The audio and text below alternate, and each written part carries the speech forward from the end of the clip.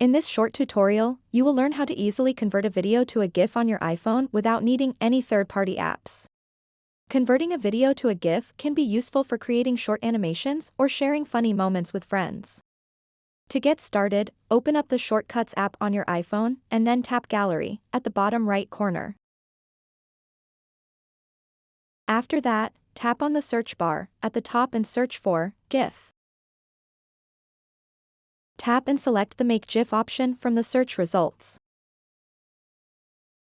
And then tap on the Add Shortcut button. And then tap Shortcuts at the bottom left. Tap and select the Make GIF option. And then tap and select the video that you want to convert to a GIF. Trim the video to the exact part where you want the GIF to be. Once you've selected that, tap Save at the top right.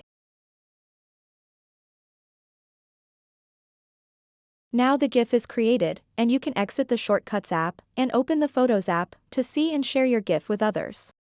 So that wraps up this tutorial. If you have any questions about this whole process, please let me know in the comments section below. And if this video helped you out, please give it a big thumbs up and subscribe to this channel for more tutorial videos like this one. Thank you so much for watching and have a good day.